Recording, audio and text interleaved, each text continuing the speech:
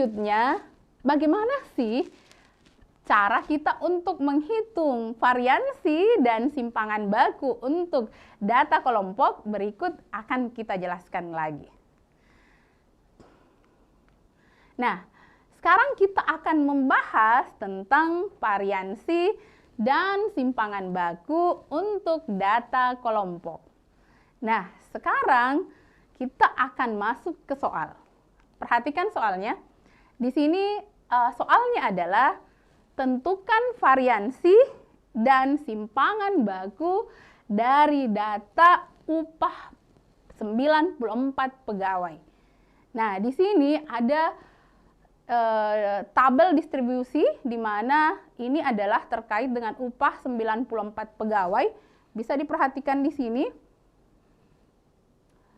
Di sini adalah kelasnya. Jadi seperti itu. Di sini adalah interval kelasnya dan di sini adalah frekuensinya. Nah, selanjutnya dari tabel ini kita akan menentukan variansi dan simpangan baku dari data yang ada. Bagaimana cara menentukannya? Sekarang kita akan masuk dalam bagaimana langkah penyelesaian dari data yang ada. Nah, untuk menyelesaikan soal ini anak-anakku sekalian, maka yang harus kita lakukan dulu adalah kita tambahkan tabel. Jadi seperti itu. Tabel apa yang kita tambahkan? Tabel yang kita tambahkan di sini itu adalah yang pertama kita tambahkan tabel XI. Jadi seperti itu. Dan kemudian yang kedua, kita tambahkan tabel FI dikali XI. Kemudian selanjutnya kita tambahkan tabel XI dikurang X bar.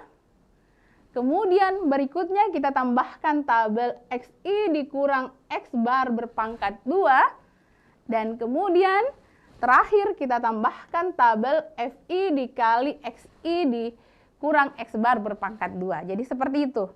Dan kelima tabel yang kita tambahkan ini semuanya runtut. Jadi seperti itu. Jadi artinya apa? Ini semua harus kita siapkan karena semua kita butuhkan. Dan ini adalah hal yang paling mudah untuk menentukan berapa variansi dan berapa simpangan baku dari data yang ada. Nah, baik. Yang pertama kita tambahkan XI. Saya ingatkan kalian kembali bahwa ketika kita berbicara tentang XI, maka XI itu adalah nilai tengah.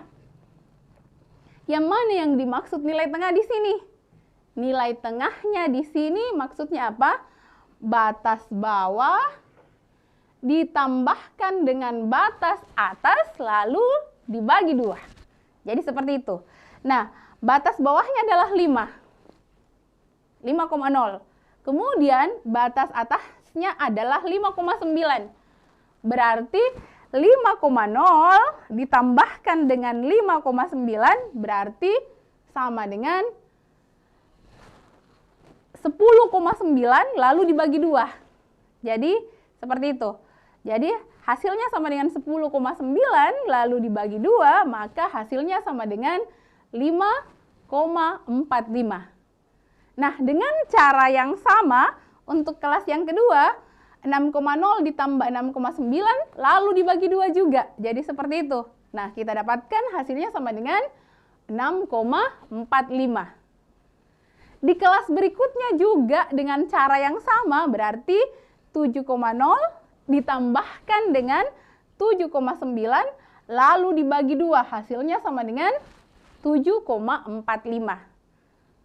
Nah, di kelas berikutnya lagi di sini, di kelas berikutnya 8,0 ditambahkan lagi dengan 8,9 lalu dibagi 2, hasilnya sama dengan 8,45. Di kelas berikutnya lagi 9,0 ditambahkan dengan 9,9 lalu dibagi 2 lagi, maka kita dapatkan nilainya 9,45. Jadi seperti itu. Nah, setelah kita tambahkan tabel XI ini, maka berikutnya anak-anakku sekalian, kita kalikan FI atau frekuensi kelasnya dikalikan dengan hasil XI. Jadi kita kalikan ini. Kenapa kita harus kalikan ini? Seperti itu, kenapa kita harus kalikan ini? Karena sebentar kita akan menghitung rata-rata. Jadi seperti itu. Nah, ketika kita sudah menghitung, jadi kita hitung perkaliannya ya. 32 kita kalikan dengan 5,45, ini hasilnya dia. Ada pada tabel berikutnya. Jadi ada hasilnya sama dengan 174,4. Berikutnya lagi, frekuensi kelas yang kedua kita kalikan dengan XI-nya. Nilai tengah yang kedua juga. Kita dapatkan 193,5. Berikutnya ini lagi kita kalikan. Kita dapatkan hasil lagi 186,25.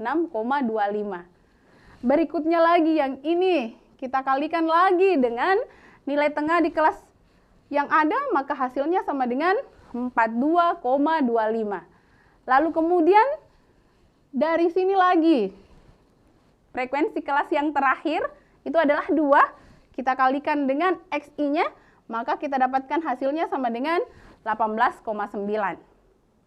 Nah, setelah itu, ini kita hitung jumlahnya. Jadi dijumlahkan.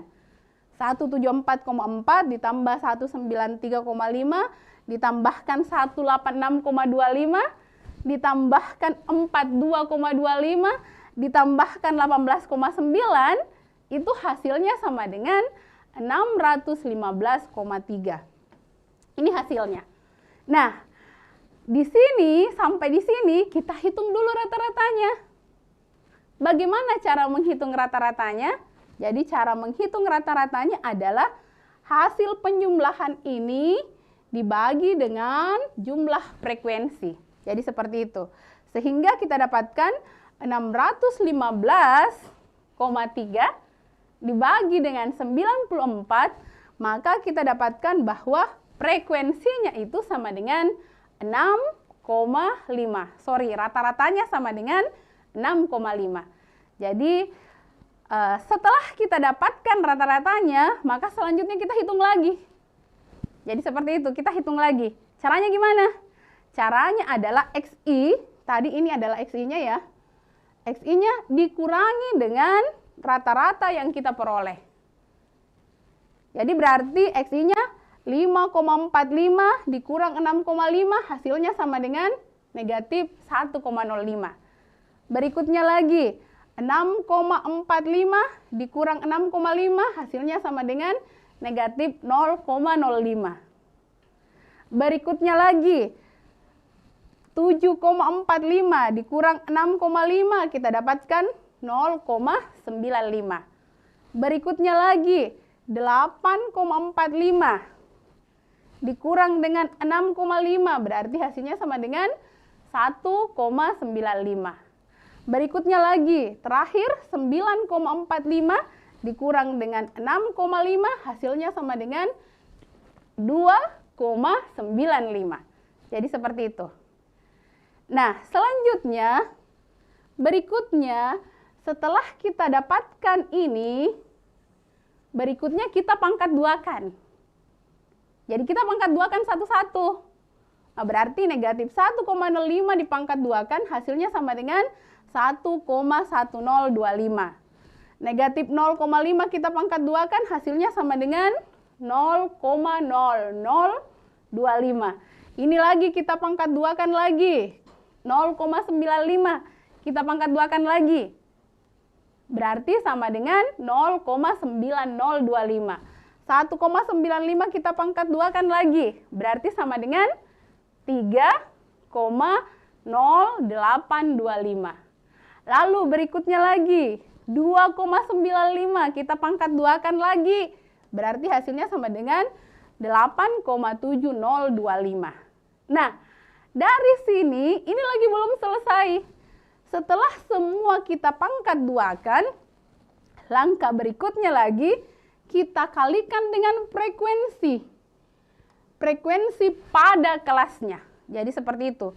Jadi kita kalikan lagi bahagian frekuensi ini, kolom ini kita kalikan lagi ke sini.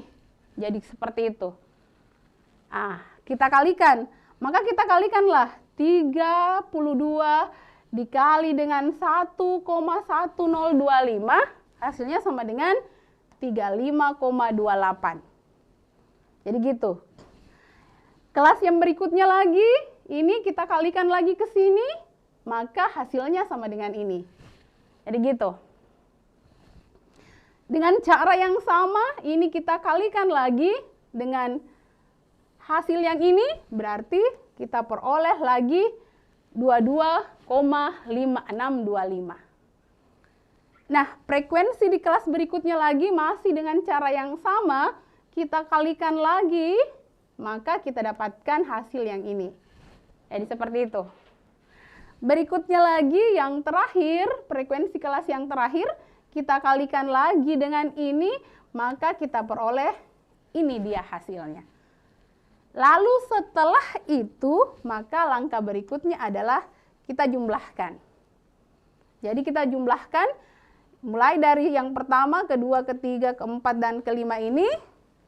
Nah, hasilnya itu kita peroleh hasilnya sama dengan 90,735. Nah, bagaimana langkah berikutnya? Perhatikan.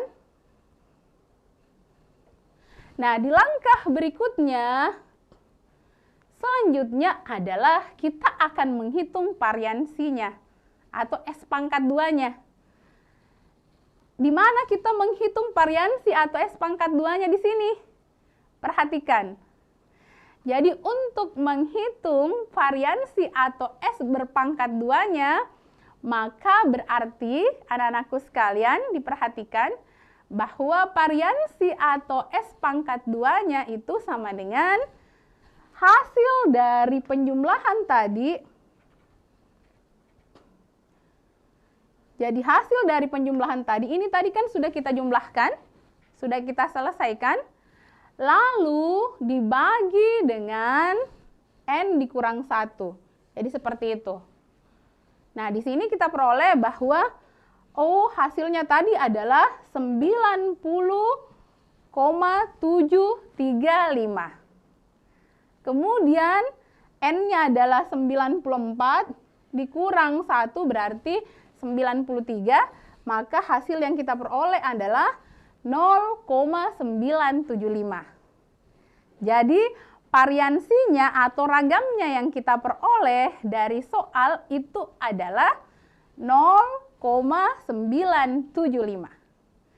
Nah, selanjutnya adalah setelah kita dapatkan variansinya, karena yang diinginkan soal juga ditanyakan berapa sih simpangan bakunya atau standar deviasinya, maka simpangan baku atau standar deviasinya di sini adalah akar dari S pangkat 2 tadi atau akar dari variansi tadi. Berarti sama dengan akar dari 0,975 diakarkan sama dengan hasilnya adalah 0,987.